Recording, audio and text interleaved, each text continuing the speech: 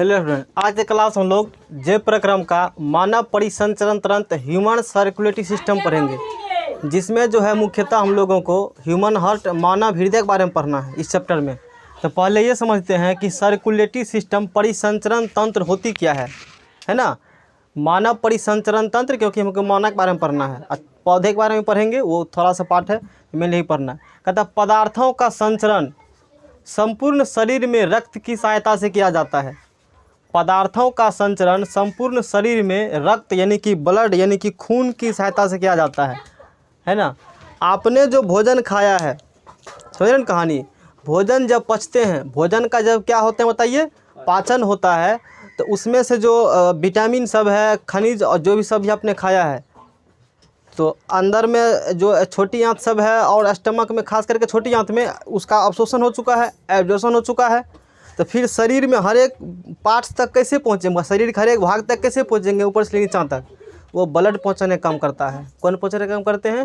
क्योंकि सारी चीज़ खून मिक्स हो गया है और खून पूरा शरीर में दौड़ रहा है। खून पूरा शरीर में क्या कर रहा है? दौड़ रहा है। और खून के माध्यम से हम लोग के पूरा शरीर में ऊपर से नीचे तक क्या होते हैं? पहुँच जाते हैं। बातें समझ रहे हैं कहानी? अब देख जाएंगे क्या करेंगे। कहता है यह परिसंचरण मानव हृदय द्वारा पूरा किया जाता है। तो खून को पूरे शरीर में पंप करने वाला कोई चाहिए कि शरीर में, जैसे कि यहाँ पर बताएंगे हार्ट पाया जाता है यहाँ पर, तो पूरा शरीर में खून भेजने वाला कोई चाहिए। तो पूरा शरीर में खून को भेजने के काम कौन करता है? मानव हृदय करता है, हार्ट करता है, जगह तो लोग दिल कहते हो, है ना। हार्ट जो है ना, हृदय इतना टाइप हार्ट होता है, बेसी बड़ा नहीं होती है, बताएंगे, अभी पूरा पढ़ेंगे। इसके बाद नेक्स्ट स्लाइड पर हम लोग हार्ट की बात करेंगे। तो मानव हृदय क्या करते हैं? पूरे शरीर में रक्त को भेजने का काम करता है, पंप करने का काम करता है, यानी कि हृदय क्या एक पंपिंग ऑर्गन है, ब्लड को पंप करते हैं। तो यह परिसंचरण मानव हृदय द्वारा पूरा किया जाता है। रक्त का जो पूरा शरीर में मूवमेंट होंगे वो किसके द्वारा होता है? मानव हृदय के द्वारा। थोड़ी सी बात मतलब खून के बारे में पढ़ते हैं, बाद में खून के बारे में जब हृदय पूरा पढ़ लेंगे तो बाद में खून के टाइप्स पढ़ेंगे, खून क्या क्या चीज़ मिलकर बने होते हैं, और WBC RBC अंतर जो एग्जाम आती है उसका बात करेंगे। तो थोड़ा सा, क्योंकि हमें एक्चुअली में पढ़ाना है मानव हार्ट, मानव हृदय पढ़ाना है। तो कहता है रक्त एक संयोजी ऊतक है, रक्त एक कनेक्टिव टिश्यू है, क्योंकि यह पदार्थों के वाहक का कार्य करती है। हृदय रक्त क्या है बताइए? रक्त एक संयोजी ऊतक कनेक्टिव टिश्यू है। क्यों है? क्योंकि यह पदार्थों के वाहक का कार्य करती है। पदार्थों को जो आपके शरीर में ना मिनरल सब जो है, विटामिन सब जो है, वो एक जगह दूसरी जगह ले जाने का काम करती है। इसीलिए कहा गया रक्त एक क्या है? कनेक्टिव टिश्यू, संयोजी ऊतक है, क्योंकि यह पदार्थों के वाहक यानी का कार्य करती है, ले जाने का कार्य करती है। फोकस इस पर रखिए। रक्त को पंप करने का कार्य कौन करता है? हृदय करता है। रक्त को पंप करने का कार्य कौन करता है? हृदय करता है। जैसे मान लीजिए खून बन रहा है, जहाँ भी बनेगा हम लोग बात करेंगे। जैसे खेते पटाना होगा तो पानी पहुँचने वाला कोई चाहिए ना, पंपिंग सेट लाते हैं ना पंप करने के लिए, वही ना पंप करके पानी को दूसरी जगह पहुँचाती है। तो शरीर में पंप करने का काम कौन करता है? हृदय करता है, हार्ट करता है। यहाँ पर हार्ट होते हैं, पूरा पोजीशन आएगा समय तो बताएंगे जब टॉपिक पढ़ाएंगे तब, है ना। तो रक्त को यानी कि ब्लड को पंप करने का कार्य कौन करते हैं? हृदय करते हैं। समझ लो कहानी। रक्त का pH कितना होता है? 7.4। ब्लड का pH कितना होता है? 7. pH क्या होता है? आपने पढ़ा है, केमिस्ट्री में पढ़ चुका है आपने, 7.4 होती है, याद रखना है। मात्रा कितना होती है शरीर में? 5 से 5.5 लीटर, यानी कि 5 से 5.5 लीटर होती है इसका मात्रा शरीर में। मेल में थोड़ा सा अधिक, फीमेल में थोड़ा सा अधिक, फीमेल में थोड़ा सा कम होती है, याद रखना है। रंग क्या होता है इसका? ब्राइट रेड होती है, हल्का लाल होती है। मतलब ब्राइट मतलब अधिक चमकीला लाल, हल्का लाल मतलब तो कम हो जाएगा, ब्राइट रेड रखना है, गाढ़ा लाल रखिए, नहीं ना बात को। ब्राइट मतलब एक तरह चमकीला होता है, चमकीला लाल इसका कलर होता है रंग खून का। अच्छा, एक होता है शुद्ध रक्त, एक होता है शुद्ध रक्त। जब ह्यूमन हार्ट पर आएंगे तो बताएंगे कि यहाँ पर शुद्ध रक्त बह रहा है, यहाँ पर शुद्ध रक्त, मतलब क्या शुद्ध अशुद्ध का? नहीं समझ कहानी, अभी हार्ट इसके बाद पढ़ाएंगे। तो ह्यूमन हार्ट में शुद्ध अशुद्ध का क्या मतलब होता है? तो शुद्ध रक्त यानी कि प्योर ब्लड का मतलब समझिए। प्योर ब्लड में क्या होता है? ऑक्सीजन की सांद्रता अधिक होती है। जिसमें ऑक्सीजन की सांद्रता अधिक होगी, ऑक्सीजन अधिक अमाउंट में होगा, ऑक्सीजन अधिक मात्रा में होती है, उसे क्या कह देंगे? Pure blood. रंग इसका होता है ब्राइट रेड। प्योर ब्लड का कलर क्या होता है? ब्राइट रेड होता है। जैसे देखिए मार्कर का भी कुछ गिरा है ना, जब खून हाथ कटता है कहीं पर आपको, ब्राइट रेड क्या होती है? जैसे कहीं कटा है मान लीजिए, उसमें से खून निकलती है ना, वही है ब्राइट रेड। यह धमनियों यानी कि आर्टरी में बहता है। बहुत इंपॉर्टेंट पॉइंट, धमनी में पूछेगा, मैंने कब वही सब बताया भी होगा, धमनी में शुद्ध रक्त बहता है, अशुद्ध रक्त बहता है, तो कहोगे धमनी में जो है, आर्टरी में शुद्ध रक्त बहता है। याद रखिएगा, धमनी में आर्टरी में क्या बहता है बताइए? शुद्ध रक्त बहता है। शुद्ध रक्त किसे कहते हैं? जिसमें ऑक्सीजन की सांद्रता क्या हो? अधिक हो, उसे शुद्ध रक्त प्योर ब्लड कहा जाता है, और यह धमनी में बहता है। नहीं समझ में आ रहा है कहानी? अच्छा, फिर अशुद्ध रक्त क्या होती है? इम्प्योर ब्लड किसे कहते हैं? तो इम्प्योर ब्लड में कार्बन डाइऑक्साइड की सांद्रता क्या होती है? अधिक होती है। इम्प्योर ब्लड में कार्बन डाइऑक्साइड की सांद्रता क्या होती है? अधिक। इसमें कार्बन डाइऑक्साइड की मात्रा अधिक होती है ना। अच्छा, रंग इसका क्या होता है? हल्का बैगनी होती है इसका कलर। इसका कलर क्या होता है? हल्का बैगनी इसका कलर होता है। और ये कहाँ बहता है? इंपॉर्टेंट पॉइंट है। तो ये जो है, ये शिराओं में बहता है, वेन्स में बहती है। आपके शरीर में धमनी है और शिरा है, तो धमनी में बहता है शुद्ध रक्त, शिरा में बहता है अशुद्ध रक्त। याद रखना, बात समझ कहानी। धमनी में क्या बहता है? शुद्ध रक्त। शिरा में क्या बहता है? अशुद्ध रक्त। एक क्वेश्चन यह पूछता है अंतर दोनों में, धमनी शिरा में क्या अंतर है? अभी अंतर पढ़ लेते हैं, फिर आगे बात करेंगे हम लोग। चलिए, अगला महत्वपूर्ण क्वेश्चन जो आपका है वो है धमनी और शिरा में अंतर, है ना। धमनी शिरा में अंतर जो है, ये अति महत्वपूर्ण क्वेश्चन है। ये एग्जाम में एक बार नहीं कई बार पूछती है ना बात को। तो पढ़िए, धमनी और शिरा में क्या अंतर है? धमनी को इंग्लिश में कहा जाता है आर्टरी, अब शिरा क्या कहा जाता है? वेन। तो आर्टरी और वेन में क्या अंतर है? अभी हालांकि कुछ पॉइंट बताए थे, एक शुद्ध अशुद्ध वाला कहानी। अच्छा, धमनी में देखिए क्या होता है, समझिए ध्यान से। इनमें रुधिर हृदय से अंगों तक बहता है, हार्ट से। ये हृदय है ना, यहाँ पर आपका हृदय होता है, यहाँ पर बीच में, हालांकि लेफ्ट की तरफ होते हैं, बात करेंगे हम लोग। धमनी में क्या होती है? इनमें रुधिर यानी कि खून जो है, रुधिर मतलब खून, ब्लड, इनमें रुधिर हृदय से अंगों तक बहता है। देखिए, आपने अभी पढ़ा है कि धमनी में बहता है शुद्ध रक्त। धमनी में क्या बहेगा? शुद्ध रक्त। तो हृदय का काम है रक्त को पंप करना, क्या करना? ब्लड को पंप करना। तो इनमें रुधिर जो है हृदय से, हार्ट से ब्लड पंप होगा। हार्ट से ब्लड क्या होगा? हृदय से ब्लड पंप होगा और सभी जगह पहुंचेगा। तो अब सोचो कि शुद्ध रक्त को तो धमनी ले जाती है ना, वही लिखा है। इनमें रुधिर हृदय से कहाँ तक जाती है? अंग। याद रखिए, हृदय से, हार्ट से आपके बॉडी के हर एक ऑर्गन में, हर एक पार्ट में पहुंचेगा, और धमनी के थ्रू पहुंचेगा। किसके थ्रू पहुंचेगा? अरे सब जगह पहुंचाओगे तो शुद्ध रक्त में पहुंचाओगे। सब जगह कौन रक्त पहुंचाओगे? शुद्ध रक्त पहुंचाओगे। तो शुद्ध रक्त कौन पहुंचा? धमनी पहुंचाता है। अब ब्लड जो, आप मान लीजिए अंग के पास ब्लड गया, अब ब्लड में ऑक्सीजन मिक्स हो गया, कार्बन डाइऑक्साइड क्या हो गया? तो वो अशुद्ध हो जाएंगे। वो क्या हो जाएगा? तो अशुद्ध रक्त बहता है शिरा में। तो शिरा में क्या होती है? वेन में। इनमें रुधिर खून जो है अंगों से, कहाँ से? अंगों से हृदय तक, हृदय की ओर बहता है। वहाँ फिर प्यूरीफाई होंगे। हालांकि प्यूरीफाई, ब्लड के प्यूरीफिकेशन कम फेफड़ा लंग्स में होता है, पता है तोरा? फेफड़ा में होती है, बाहर से लिए ना ऑक्सीजन, वही ऑक्सीजन ब्लड को शुद्ध करता है, पढ़ चुके हैं। वही ऑक्सीजन ब्लड क्या करती है? शुद्ध करती है। इंपॉर्टेंट मैंने पॉइंट बताया, धमनी में हृदय से अंगों तक बहेगा, हार्ट से हर एक पार्ट तक बहेगा। शिरा में अंग से, सब जगह से कहाँ पहुँचेगा? हृदय तक पहुँचेगा। बाधान कहानी। इस पॉइंट को अभी याद कर लीजिए, यदि समझ में नहीं आया हो तो आगे जब हार्ट पढ़ाएंगे तो समझ में आ जाएगा। बातें समझ रहे हैं कहानी। हृदय की धड़कनों के कारण हृदय ऐसे धक धक करते रहता है। यहाँ छुओगे ऐसे करके लगे कुछ धक धक कर रहा है, वो हृदय ही धक धक कर रहा है। नहीं समझ कहानी। वो लव डब का आवाज़ सुनाई देती है। कैसे क्या बात करेंगे जब हृदय पढ़ाएंगे तब। इसके बाद हृदय आएगा, जस्ट सिर, धमनी से करने के बाद हृदय। अब करिए, हृदय की धड़कनों का कारण, हृदय धक धक करता है, दिल धक धक करता है। हृदय की धड़कनों के कारण इनमें रुधिर रुक रुक कर, हृदय ऐसे करेगा ना, धक धक ऐसे करेगा, तो इनमें रुधिर खून जो है ना रुक रुक कर तथा अधिक दबाव के साथ बहता है। रुक रुक कर बहेगा। और कैसे बहेगा बोलो? अधिक दबाव, काफ़ी अधिक प्रेशर के साथ बहता है इसमें रुधिर, क्योंकि सभी जगह पहुंचाना है ना। अब सोचो काफ़ी अधिक प्रेशर के साथ बह रहा है, तो इनकी दीवार जो है, जो भित्ति जिनसे होकर बह रहा है, वो मोटा होगा तब ना, नहीं फटेगा। ये तो खून कस करके मारा है, फट जाएगा तो धमनी। नहीं समझ में आ रहा है। तो इनसे जो खून बहता है रुक रुक कर और अधिक दबाव के साथ बहती है, तो इनका दीवार भित्ति क्या होता है, लचीली और मोटी होती है। मोटी और क्या होंगे, लचीली होती है। इनमें ऐसा कुछ नहीं होता है। शिराओं में रुधिर के बहाव की गति क्या होती है, धीमी और एक जैसा होती है, एकदम जा रहा है, क्योंकि इसमें शुद्ध रक्त बह रहा है। नहीं समझ में आ रहा है कहानी, ये बात होती है।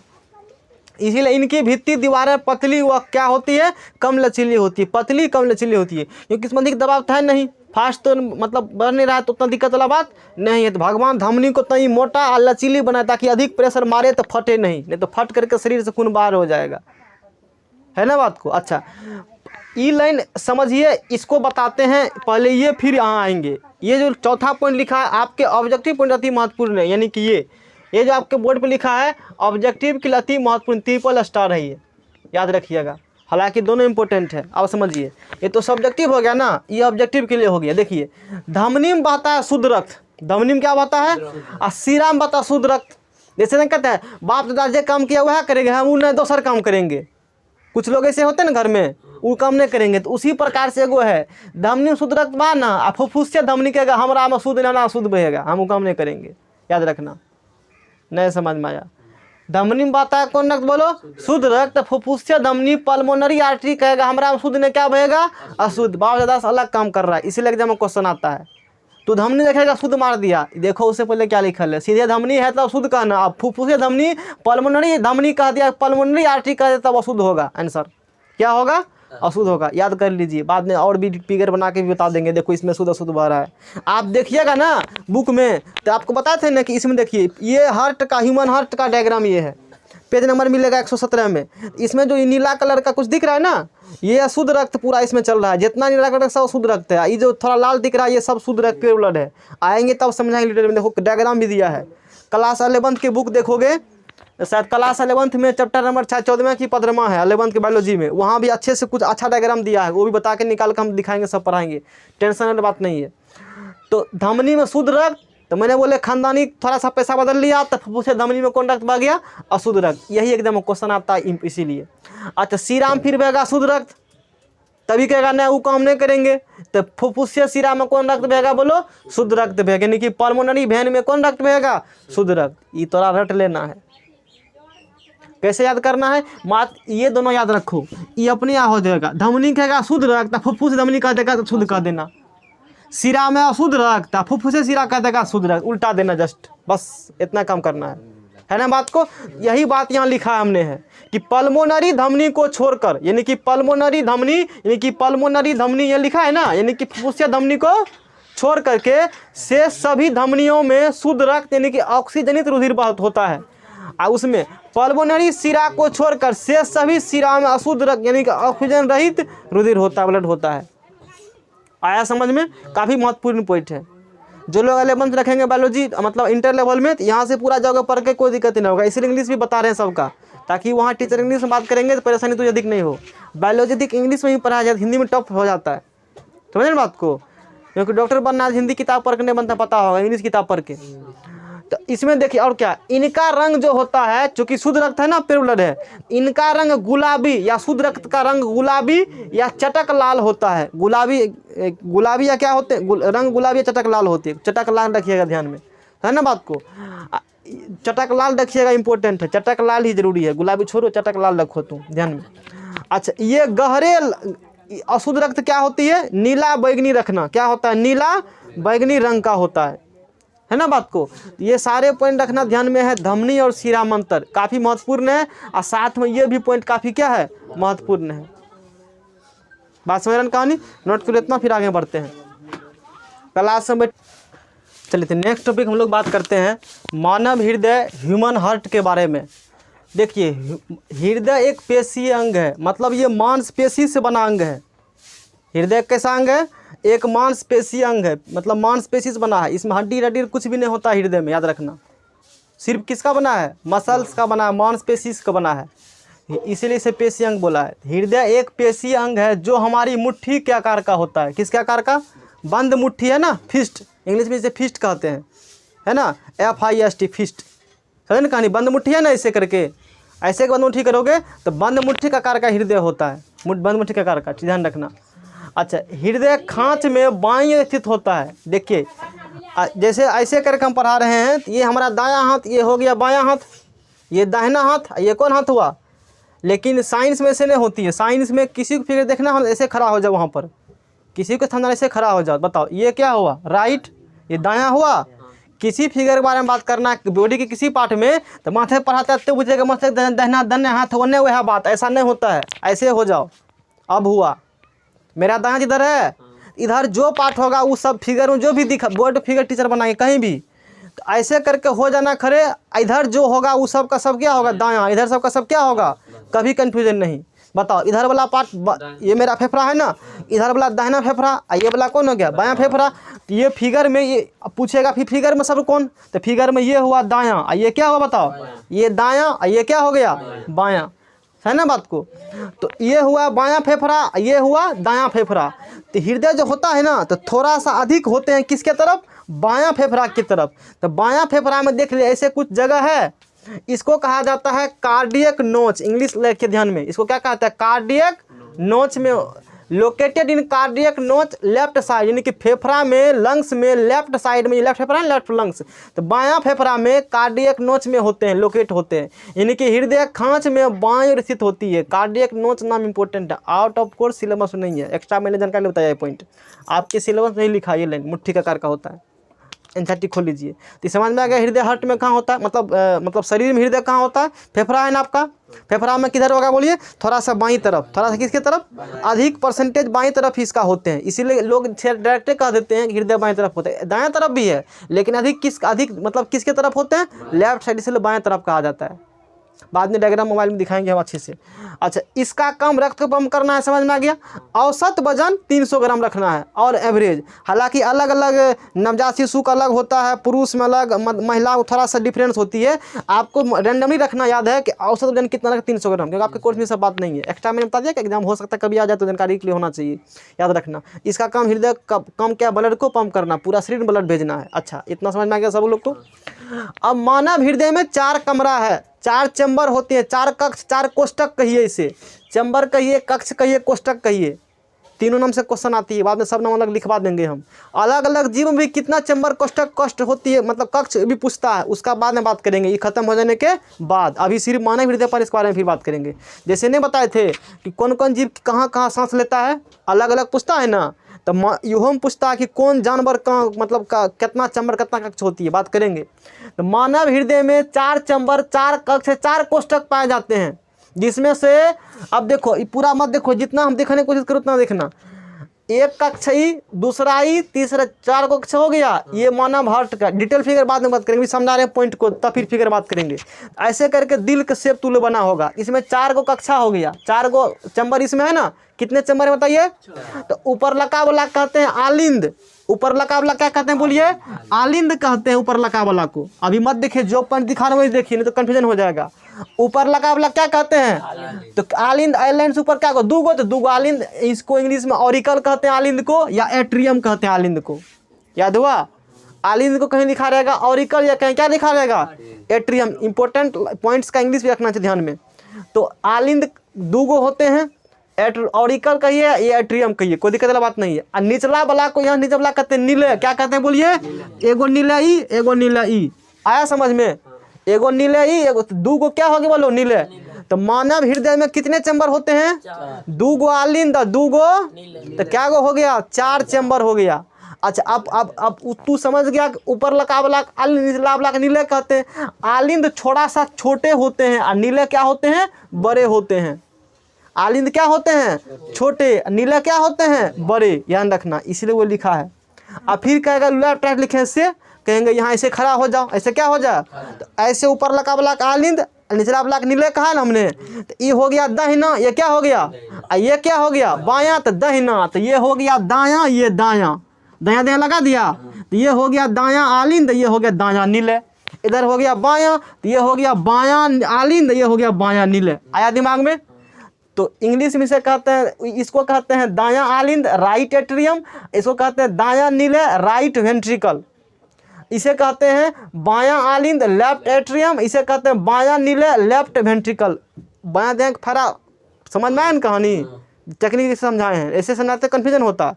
ऊपर लका ब्लॉक आली निचला ब्लॉक को एन्ने दाया एन्ने, तो ई हो गया दाहिना ई बामा। बस यहाँ खड़े हो जाओ, ये यहाँ से इधर बायां इधर दायां, आ गया होगा समझ में। तो 4 चैम्बर होती है इसके। ये जो ऐसे देखो ना, ये एक मसल्स होती है जिसे सेप्टम मसल्स कहा जाता है, जिसे सेप्टम मांसपेशी कहा जाता है। ये जो है ना, ये सेप्टम मांसपेशी होती है। मतलब ऐ से खून न ए में जाएगा, न से खून डायरेक्ट इसमें जाएगा। घूम घाम करके अपना प्रोसेस है कैसे कैसे आती है, मतलब डायरेक्ट नहीं जाएगा, इसीलिए बीच में डिवाइड कर दिए हैं, नहीं जाएगा नहीं वन। हाँ, आए बीच में वाल्व होती है, इससे आती, इससे आती है, वो बात करेंगे हम लोग। नहीं समझ में कहानी, ये रखना ध्यान में। इसमें पूछेगा कितना चैम्बर होते एग्जाम होती है, कहाँ पर होता है, वजन कितना होता है, किसका कारक होता है, बंद मुट्ठी के कारक का, ये बारे में आगे फिर बात करते हैं हम लोग हैं। चलिए आगे हम लोग पढ़ते हैं। आगे पढ़ते हैं, हृदय में 2 प्रकार की गति होती है ना। यानी कि एक होता है संकुचन जिसे कहते हैं सिस्टोल, एक होता है शिथिलन जिसे कहते हैं डायस्टोल। कहेगा सर ये क्या होती है, तो 2 प्रकार की गति होती है, आप समझ लीजिए पहले। एक संकुचन और एक शिथिलन, सिस्टोल और डायस्टोल। सिस्टोल संकुचन क्या होती है, हृदय, सिस्टोल में हृदय सिकुड़ेगा, हृदय के बोलिए क्या होगा, सिकुड़ेगा हृदय, हृदय बोलिए क्या होगा, ऐसे कर हृदय सिकुड़ेगा मतलब सिस्टोल। हृदय सिकुड़ेगा तो रक्त हृदय से बाहर गति करता है। अब मान लीजिए इसमें खून भरा है, इसमें खून क्या है बताइए, ऐना क्या दाब रहा है, सिकुड़ रहा है, क्या हो रहा है बोलिए, सिकुड़ रहा है, तो रक्त हृदय से बाहर गति करेगा ना जी। कोई पॉलीथीन में पानी भर दो, पानी कैसे दाबो, सिकुड़ेगा नहीं, कहते सिकुड़ना, तो इससे चीज़ें बाहर निकलेगी। यानी कि संकुचन में सिस्टोल में हृदय सिकुड़ेगा तो रक्त जो है, खून जो है हृदय से बाहर गति करता है, हृदय से बाहर निकलेंगे सिकुड़ने के बाद, ऐसे मारेगा पंप दे करके। अच्छा, फिर एक शिथिलन में क्या है, इधर मना का पूरा पसर गया, आने दो, पूरे जैसे खाने वक्त करते हो, पूरा पलथरिया मार के बैठ जाते हो, एकदम पूरा टंकी यार फैल जाता है, आने दो सब, आने दो एकदम से। अरे नहीं समझ में आया, लेटरिन करने वक्त टाइट से बैठते हो ताकि सब बाहर निकले, ऐसे समझिए। तो शिथिलन डायस्टोल में क्या होती है, हृदय फैलेगा, शिथिलन में पूरा हृदय शिथिल हो गया पूरा, हृदय के बदले क्या होगा, अना का दिए फैलेगा, तो खून इसमें भरेंगे, फैलेगा तो खून क्या होगा, भरेगा, तो हृदय फैलेगा, अतः रक्त जो है, खून जो है हृदय में प्रवेश करेगा, क्या करेगा, तो एक हृदय की धड़कन बराबर होता है एक संकुचन प्लस एक शिथिलन, यानी कि एक सिस्टोल प्लस एक डायस्टोल, एकदम ऑब्जेक्टिव आ चुका है, ध्यान रखना। एक हृदय का धड़कन पूछेगा ना, एक हार्ट बीट पूछेगा, एक संकुचन और एक शिथिलन। एग्जाम में अलग से पूछा हृदय की धड़कन, हृदय धड़कन से आप क्या समझते हैं, लिखिए 2 नंबर में, मैंने लिखवा दिया, सारा लिख देना, पॉइंट नंबर 2 नंबर आ जाएगा, 1 नंबर में नहीं कटेगा। हृदय धड़कन हार्ट बीट क्या होती है, कहता है यह जो है एक संकुचन और एक संकुचन और शिथिलन, एक संकुचन और एक शिथिलन का समूह है, उसी को हृदय धड़कन हार्ट बीट कहा जाता है। देखिए हृदय धक धक करता है, तो एक बार सिकुड़ेगा फैलेगा, उसको एक हार्ट बीट कहा जाता है। यानी कि फैलेगा से 2 बार, एक बार उसे गिना जाएगा, मतलब सिकुड़ना फैलना 2 बार नहीं हुआ, एक हृदय धड़कन हुआ, कितना हुआ, एक हार्ट बीट। सिकुड़ना फैलना होगा ना, उसे एक हार्ट बीट, एक हृदय धड़कन कहा जाता है, समझ में आ गया होगा। अच्छा, एक एग्जाम से मतलब सिलेबस से बाहर पॉइंट एक कंपटीशन के लिए, साइनो ऑरिकुलर एक नोड होती है हृदय में, साइनो ऑरिकुलर नोड हृदय की धड़कन बनाता है, हृदय धड़कन क्या करता है, आउट ऑफ कोर्स दिमाग में लगाना है, काफी कसवा बढ़ाएगा। अच्छा अब समझिए, 1 मिनट में 72 बार हृदय पंप करता है, कितना बार, 1 मिनट में 72 बार। 1 मिनट में क्या सेकंड होता है, लगभग 0.8 सेकंड, 0 कितना सेकंड, 0.8 सेकंड में एक बार हार्ट पंप कर जाता है, पूरा शरीर में खून बढ़ गया। अभी बोले 1 सेकंड हुआ ना, तो पूरा शरीर में खून तुरंत, मतलब एक डायस्टोल पूरा शरीर में खून ट्रांसफर हो जाता है, फट होता है, बहुत फास्ट काम होते हैं। 1 मिनट में क्या बोलिए, 72 बार। फीमेल में 78 बार होता है, याद रखिएगा, आपको 72 रखना एग्जाम के, extra point 72, 78 extra point, syllabus में 72, ध्यान रखना। अच्छा, एक धड़कन में लगभग, किस में बोलिए, एक धड़कन में लगभग 70 ml रक्त पंप हो जाता है, समझिए ध्यान से। हृदय जो एक बार धड़कता है ना, एक धड़कन में एक बार धड़कता है हृदय, यानी कि एक सिस्टोल एक डायस्टोल में कितना ml बोलिए, एक धड़कन में लगभग 70 ml रक्त पंप होता है, एक धड़कन बोले हैं। अच्छा, 1 मिनट में 72 बार बीट होता है, 72 बार धड़कता है, बजरी का तो बीट लिख सकता है, तो एक बीट में मैंने 72 लिखा है, कितना लिखा है, 70 ही लो, एक बीट में कितना लिया है जी, 1 मिनट में 72 बार, ठीक है लिखा है, सही है। तो एक बीट में 1 मिनट में 72 बार बीट करेगा, और एक धड़कन में यानी कि एक बीट में लगभग 70 ml पंप होगा, तो एक बीट में 70 ml रखा गुना किया लगभग कितना लीटर, 5 लीटर। यानी कि 1 मिनट में, कितना मिनट में, 60 सेकेंड में 5 लीटर खून को पंप कर देता है ब्लड। तो नहीं सोचने वाली बात है। कैलेक्टर खून को जी 5 लीटर खून को पंप करता है मात्र 1 मिनट में। उतनी 300 ग्राम का मांसपेशी से बना। देखिए भगवान करिश्मा नए समाज मारा है। 1 मिनट में 5 लीटर खून हृदय पंप कर दिया। गाड़ी देख 5 लीटर खून पंप हो गया। और ये लगातार होते रहता आजीवन। सुतल लो बैठल लो कुछ भी करो, रुकता ये नहीं है। जब तक जीवित रहोगे तब तक। सोचने वाली बात है। तो कितने लीटर आजीवन में गिना करो, मतलब निकालोगे तो कितना हो जाएगा पंप करना, सोच लीजिए। ऑक्सीजन वाला आएगा, निकलेगा, कार्बन डाइऑक्साइड आएगा, जब कैसे क्या होती है पूरा फंक्शन अब बात करेंगे इसके बारे में। चलिए तो आज हम लोग मतलब अब आगे पढ़ते हैं ह्यूमन हार्ट के बारे में। तो आपको ध्यान से समझना है ये क्या होती है। बहुत टिपिकल होती है समझना, लेकिन आसानी से मतलब धीरे से समझिएगा तो समझ में आ जाएगा क्या होती है वर्किंग। तो क्वेश्चन परीक्षा में पूछता है कि मानव हृदय का चित्र बनाएं और उसका क्रियाविधि लिखिए। ये मानव हृदय का चित्र है और क्रियाविधि एक बाद लिखिए। नेक्स्ट वीडियो में बनाएंगे। आज पूरा हार्ट खत्म कर देते हैं, समझना है कहानी। ये है सुपेरियर वेना कावा। ये क्या बताइए है सुपेरियर। तो पहले ये देखो, ये है दायां अलिंद, पढ़ा चुके हैं। ये है दायां नीले, और ये है आपको बायां आलिंद, और ये है बायां नीले। तो ऊपर वाला का आलिंद, नीचे वाला का नीले कहते हैं। आया समझ में?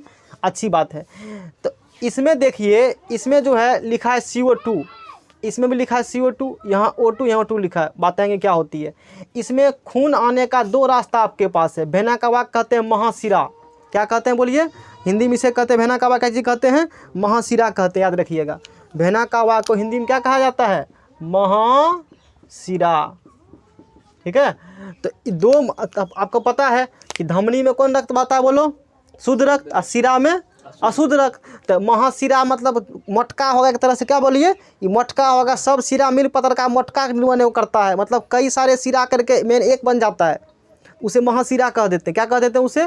तो 2 महाशिरा से, एगो नीचे से एगो, मतलब एक सुपेरियर वेना कावा है, एक इन्फीरियर वेना कावा है। दोनों से अशुद्ध रक्त यानी कि ऑक्सीजनित खून, जिसमें ऑक्सीजन मिला यानी कि अशुद्ध खून कहाँ आएगा बोलिए? किस आलिंद में आएगा? दायां आलिंद में। ध्यान समझिएगा। Superior vena cava, vena cava Hindi में कहते हैं महाशिरा। क्या कहते हैं? महाशिरा कहते हैं ना। Superior vena cava, inferior vena cava, दोनों एक पाइप है, एक ट्यूब है। इस दोनों ट्यूब से खून आएगा पहले दायां आलिंद में। कहाँ आएगा?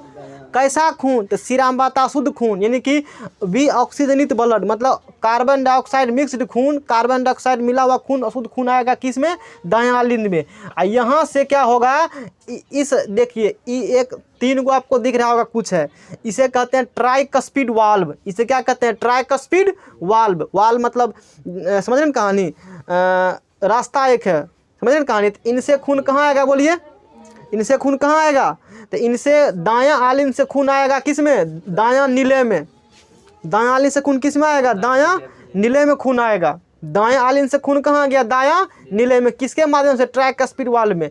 इनसे खून यहाँ आ सकते हैं लेकिन जा नहीं सकते। जैसे साइकिल में टायर में हवा भरते हो, हवा जाएगा लेकिन आएगा नहीं, हवा होता है ना जी। साइकिल में टायर में हवा केवल डाल सकते हो, अंदर नहीं भागेगा। मतलब वही सिस्टम यहाँ किया गया है। तो ये ट्राइकस्पिड वाल्व इसलिए बोला है कि 3 गो टाइप से, 3 गो है इसीलिए कहते हैं। तो दाएं आलिंद से ऑक्सीजनित ब्लड, मतलब जिसमें कार्बन डाइऑक्साइड मिक्स ब्लड है, वो आएगा इसमें अशुद्ध रक्त। इसमें आ गया ना कहानी। अब एकरा में से एगो पाइप गेल है, देखो है या एकरा कहते हैं फुफ्फुस धमनी। क्या कहते हैं? फुफ्फुस धमनी। धमनी में बहता है। आपको पता है क्या चीज़ चर्चा कर चुके हैं, किसमें क्या बहता है, चर्चा कर चुके हैं ना। तो फुफ्फुस धमनी में जो है बहता है अशुद्ध रक्त। फुफ्फुस धमनी में कौन रक्त बहेगा बोलिए? फुफ्फुस धमनी में कौन रक्त बहता है? अशुद्ध रक्त। देखो ना, अशुद्ध रक्त कार्बन डाइऑक्साइड इसमें से, मतलब दायां नीले में से इस पाइप के थ्रू यहाँ गया। अब ये जाएगा फेफड़ा के पास, लंग्स के पास। किसके पास जाएगा? फेफड़ा क्या करता है? इसको शुद्ध कर देगा ब्लड को। फेफड़ा ब्लड क्या कर देते हैं? शुद्ध कर देते हैं। ब्लड शुद्ध होने के बाद किस में आएंगे? फुफ्फुस शिरा में। देख फेफड़ा लिखा है ना हमने, फेफड़ा में ब्लड शुद्ध होगा, प्यूरीफाई होगा। मतलब फुफ्फुस धमनी से ब्लड कहाँ गया? फेफड़ा में गया, लंग्स में, लंग्स ब्लड प्यूरी शुद्ध हुआ, और फिर ब्लड कहाँ है? फुफ्फुस शिरा में। आपने लिखा होगा बाद में कि फुफ्फुस शिरा में शुद्ध रक्त बहता है, लिखा है ना काफी में। फुफ्फुस शिरा में क्या बहता है? शुद्ध रक्त। शिरा में बहेगा शुद्ध रक्त, लेकिन फुफ्फुस शिरा में शुद्ध रक्त, शिरा में अशुद्ध रक्त और फुफ्फुस शिरा में शुद्ध रक्त। आई में से अशुद्ध रक्त गया फेफड़ा में से ब्लड प्यूरिफाई हो गए और प्यूरिफाई होने के बाद कहाँ गया? फुफ्फुस शिरा में। आ रहा है समझ में? कहाँ गया? बोले फुफ्फुस शिरा में गया। कहाँ गया? फुफ्फुस शिरा में। अब फुफ्फुस शिरा में अब ब्लड शुद्ध हो चुका है, अब कहाँ आएगा फुफ्फुस शिरा से? बोलिए बायां आलिंद में। फुफ्फुस शिरा का ब्लड कहाँ आएगा? एक बार में समझा रहे एकदम, इतना टिपिकल टॉपिक को कैसे होती है। इसमें से आएगा कहाँ? बायां आलिंद में। अब बायां आलिंद से फिर ये ब्लड इसमें भरेगा। जब ये भर जाते हैं तो ये वाल्व खुलेगा, बाइकस्पिड वाल्व, दूगो बला, इसे क्या कहते हैं? बाइकस्पिड, इसे कहते हैं ट्राइकस्पिड। तो बाइकस्पिड वाल्व के माध्यम से ब्लड कहाँ आएगा? बोलिए ब्लड आएगा बायां नीले में। कहाँ आएगा? बायां नीले में आएगा। अब बायां नीले से ये जो पाइप आप ट्यूब देख रहे हैं ये एरोटिक वाल्व है, मतलब महाधमनी में चला जाएगा। कहाँ चला जाएगा? महाधमनी में। समझ रहे हैं कहानी? और फिर जो है महाधमनी से निकलेगा धमनी। महाधमनी से क्या निकलेंगे? महाधमनी मेन हो गया ना। अरे धमनी में बहता है ना शुद्ध रक्त, धमनी में क्या बहता है? बोलो शुद्ध रक्त बहता है ना। तो महाधमनी ऐसे कई सारे पाइप निकल गए हैं। अरे महा मतलब के मोटका वाला होगा, बहुत से धमनी छोटका मिलकर मोटका बना, इसे समझना महाधमनी। तो महाधमनी में आया और यहाँ से फिर पूरा शरीर में खून बह जाएंगे। नए समाज में आया, यही है आपको इस चीज चार्ट है ना। एक बार फिर से, superior vena cava inferior vena cava से ब्लड आया दायां आलिंद में, बी ऑक्सीजनित ब्लड यानी कि अशुद्ध रक्त। इससे फिर ट्राइकस्पिड वाल्व के मदद से ब्लड गया दायां नीले में। दायां नीले से फिर पल्मोनरी वाल्व वगैरह कहते हैं, यानी कि फुफ्फुस धमनी में गया। ये आपका फुफ्फुस धमनी है, पल्मोनरी वाल्व के अंदर फुफ्फुस धमनी गया। फुफ्फुस धमनी में इससे खून गया फेफड़ा में खून शुद्ध हो गया। इसके बाद आया फुफ्फुस शिरा में, ऐसे करके कनेक्शन होता है। फुफ्फुस शिरा में आया, ये फुफ्फुस शिरा कहाँ जा खुला है? बायां आलिंद में। बायां आलिंद में शुद्ध खून आ चुका है। अब यहाँ से खुलेगा ये बाइकस्पिड वाल्व खुलेंगे और खून आ जाएगा कहाँ पर? बायां नीले में। किस में खून आ जाएगा? बायां। और बायां नीले से महाधमनी के अंदर से शरीर का अलग अलग पार्ट में शुद्ध रक्त पहुँच जाएगा। और फिर शुद्ध रक्त शरीर में पहुँचा, वो सब फिर गंदा खून भेजेगा, ऐसे करके फिर यही प्रक्रिया चलती रहती है। आया समझ में? ये मैंने पैटर्न समझा दिया है। अब इसको समझ लो। सबसे पहले खून किस में? दायां आलिंद में आया ना। तो टॉपिक को इसी क्रम में, उल्टे क्रम में हम समझेंगे। कैसे क्रम में समझेंगे? एनसीईआरटी में इसी क्रम में लिखा है, इसलिए मैंने इसी क्रम में आपको लिख दिया है। तो सब खून कहाँ आएगा? दायां आलिंद में। दायां आलिंद में, राइट वेंट्रिकल में। यह बी ऑक्सीजनित रुधिर को फुफ्फुस की तरह भेजता है। किसको बोलो? बी ऑक्सीजनित ब्लड किसकी तरह भेजता है? दायां नीले कहाँ गया? सॉरी, दायां आलिंद से शुरू करेंगे हम लोग। कहाँ शुरू करेंगे? दायां। कहाँ दायां आलिंद है? ये दायां आलिंद है। यहाँ जैसे जैसे पढ़ाए वैसे वैसे समझिए, लिखने के लिए इससे तो उसी क्रम में लिख भी सकते हो, क्रम बदल करके अच्छा रहेगा, लिख लोगे तो। मैंने समझाने दिया, कोई बात नहीं है, सब सही है ना बात को। तो सबसे पहले हम किसको समझाए? दायां आलिंद को, है ना बात को। बुक में इसी क्रम से लिखा गया, इसलिए मैंने बात किया है। नहीं समझ में आ रहा कहानी, है ना। तो दायां आलिंद के बारे में, राइट वेंट एट्रियम, शरीर से आने वाले बी ऑक्सीजनित रुधिर को, शरीर से आने वाले बी ऑक्सीजनित रुधिर मतलब जिसमें ऑक्सीजन मिक्स नहीं है उसको एकत्रित करता है एवं दायां नीले को भेज देता है। ई करेगा एकत्रित, कहाँ भेजेगा? दायां नीले की तरफ। अब देखिए दायां नीले क्या करता है? यह बी ऑक्सीजनित रुधिर को मतलब कार्बन डाइऑक्साइड मिक्स ब्लड को फुफ्फुस यानी कि लंग्स की तरफ भेजता है। किधर भेजेगा बोलो? किसकी मदद से? फुफ्फुस धमनी की मदद से लंग्स की तरफ भेजेगा। अब ब्लड कहाँ पहुंच चुका है? लंग्स में। अब पढ़ना है किसको बारे में? बायां आलिंद के बारे में। बायां आलिंद कहाँ है? यहाँ है। यह रुधिर को फुफ्फुस से एकत्रित करता है। ये क्या करेगा? ये जो है रुधिर को फुफ्फुस से क्या करेंगे? एकत्रित करेंगे। ये इस मतलब फुफ्फुस से शुद्ध खून हुआ, इसमें आएगा, इससे फुफ्फुस में यहाँ खून एकत्रित होगा। तो यह रुधिर को फुफ्फुस से एकत्रित करता है एवं बायां नीले की ओर भेज देता है। कहाँ भेज देगा? बायां नीले। ये बायां नीले है ना, ये बायां नीले की तरफ भेज दिया। अब इसमें क्या होगा? अब पर बायां नीले, यह ऑक्सीजनित रुधिर को शरीर के विभिन्न अंगों की ओर भेज देता है, भागों की तरफ, अंगों की तरफ भेज देता है। दिमाग में सेट हो गया एक बार में क्या चीज़ कहीं से कैसे है। हेकरा दोनों में से गया, हेकरा में से हेकरा में थ्रू यहाँ शुद्ध हुआ, शुद्ध होकर माया में से यहाँ शरीर में पहुँच गया। ऐना पूरा रखना ध्यान में। अब अगर क्रियाविधि जो है उसको पूरा लिख देते हैं, इतना नोट करिए पहले आप लोग। अब इसको एग्जाम आता है लिखने के लिए क्रियाविधि, तो इसी को हम लिख दिया मैंने है। अगर बता देते हैं क्या लिखा था, क्या कोई समझने में परेशानी नहीं हो। समझिए, कहता है हृदय धमनियों के माध्यम से, किसके माध्यम से? धमनियों के माध्यम से बायां नीले में भरे। देखो बायां नीले कहाँ है बताओ? यहाँ है बायां नीले, ये है बायां नीले। आवाज़ नहीं। हृदय जो कहता है धमनियों के माध्यम से बायां नीले में भरे ऑक्सीजनित रुधिर को शरीर के विभिन्न अंगों तक पंप करके पहुंचाता है। अभी बताए थे ना कि इसमें रक्त बढ़ेगा ना, किसमें? इसमें जो ऑक्सीजनित रुधिर मतलब शुद्ध रक्त, सीधे को रक्त करना है। इसमें जो शुद्ध रक्त बहेगा, इन शुद्ध रक्त को मतलब बायां नीले जो शुद्ध रक्त बहा ना, महाधमनी के माध्यम से। किसके माध्यम से? तो इसे बोला है सीधे हृदय धमनियों के माध्यम से। सीधे क्या बोला है? धमनियाँ बोल दिया है। तो धमनी मतलब महाधमनी समझिए, क्या समझिए आप? महा। तो हृदय धमनी के माध्यम मतलब महाधमनी के माध्यम से बायां नीले में भरे ऑक्सीजनित रुधिर, शुद्ध रुधिर को शरीर के विभिन्न अंगों तक पंप कर क्या करता है? पहुंचाता। अच्छी बात है, शांति से, एक बार हल्ला नहीं। अच्छा, इसका समझ में आ गया कहानी? नहीं तो क्रिटिकल है, फेरन लगेगा क्या कर रहा है, लटपटा रह जाओगे। अब क्या होगा? ये तो मतलब ठीक है। रुधिर जब अंगों के पास पहुंचता है, रुधिर कहाँ पहुंचता है? आपका जो अंग है ना, इनसे रुधिर, शुद्ध रुधिर पहुंच गया ना, मतलब इनसे शुद्ध रुधिर सब जगह पहुंच गया। जब अंग के पास रुधिर पहुंचेगा, ऑर्गन्स के पास रुधिर पहुंचेगा, जो शरीर का आपका बॉडी पार्ट्स है वहां पहुंचेगा। रुधिर जब अंगों के पास पहुंचता है तब भिन्न धमनियाँ छोटी छोटी बहुत पतली केशिकाओं में विभाजित हो जाती है। मतलब बताएंगे कि एक यहाँ टर्म आया है केशिकाओं, कैपिलरीज क्या होती है? धमनी मान लीजिए जैसे आ रहा है, जैसे धमनी है ना, ये ऐसे करके ये धमनी है। ये धमनी बहुत सारी पतली केशिकाओं में क्या होती है? विभाजित हो जाती है, बहुत सारी पतली केशिकाओं में। बुक में देखिएगा तो आपको हम डायग्राम दिखाते हैं कि कैसे डायग्राम बताया गया है। देखिए ये है ना शरीर को महाधमनी, ये महाधमनी आया है ना, पेज नंबर 118 में सब लोग देखिएगा। ऐसे करके ये महाधमनी है, ऐसे छोटी छोटी बहुत सारे केशिका लगता है ना, जाल टाइप से है ना, इसी को केशिका कैपिलरी कहती है, कैपिलरीज कहते हैं। बताएंगे, टेंशन नहीं लीजिए। तो कहता है रुधिर जब अंगों के पास पहुंचता है, रुधिर जब ऑर्गन अंग के पास ब्लड खून पहुंचेगा तब भिन्न धमनियाँ छोटी छोटी बहुत पतली केशिकाओं में क्या होती है? विभाजित हो जाती है, और जिनके माध्यम से ऑक्सीजन व अन्य पोषक तत्वों को प्रत्येक कोशिका तक पहुंचाया जाता है। मतलब शरीर में जो पोषक तत्व है ना, वो अलग अलग कोशिका के पास क्या होती है? पहुंच जाती है। आया समझ में बात इतना? अच्छा, अब समझिए, ये पॉइंट इंपॉर्टेंट है। उसके बाद केशिकाएं अपशिष्ट पदार्थों को, वो जो कैपिलरी था ना, तनी तनी के कैपिलरीज था धागा टाइप से, वो जो कैपिलरीज है अभी दिखाए थे, केशिकाएं जो हैं, उसके बाद केशिकाएं जो कैपिलरीज हैं अपशिष्ट पदार्थ मतलब फालतू के पदार्थ को एकत्रित करके क्या करके? एकत्रित करके पुनः जुड़ने लगती है। पुनः क्या होने लगती है? पुनः जुड़ जाएगा। मतलब पहले धमनी से ऐसे हुआ, फिर ऐसे करके सब मिल के आगे क्या होती है? ऐसे करके जुड़ जाती है। तो ये था धमनी, और बीच में केशिका, ये सिरा है ना। बात को समझाएंगे तो बात करेंगे हम लोग कि धमनी और सिरा के बीच में ये केशिकाएं होती है। बुक में देखिएगा, फोटो भी दिखाए थे हम। तो कहता उसके बाद केशिकाएं जो कैपिलरीज है ना, अपशिष्ट पदार्थों को एकत्रित करके पुनः क्या होने लगती है? जुड़ने लगती है। अच्छा, जुड़ने लगी, अच्छी बात है। वह सिराओं का निर्माण करती है। किसका निर्माण करेगी? अरे धमनी शुद्ध रखता है, कैपिलरीज में ऐसे कैसे डिवाइड हो गए ना, सब तक पहुंच चुका है, और फिर फलतुआ लिया, फिर इसे कह देते हैं सिरा। इसे क्या कह देते हैं? सब मिल करके फिर सिरा का निर्माण कर दे। किसका निर्माण कर दे बोलो? आर्यन समझ में कहानी? अच्छा, अब क्या होगी? महाशिराएं भी ऑक्सीजन रुधिर को, कई सारे सिरा मिलेंगे तो बनेगा महाशिरा। कई सारे सिरा मिलकर क्या बनेंगे? तो कहता महाशिराएं भी ऑक्सीजन रुधिर मतलब अशुद्ध रुधिर को दाएं आलिंद में लाती है। ये कहाँ लाती है बोलिए? महाशिरा। महाशिरा अशुद्ध रुधिर को कहाँ लाती है? दाएं आलिंद में। रुधिर कहाँ आया बोलो? इम्प्योर ब्लड, अशुद्ध रक्त सबसे पहले कहाँ आएगा?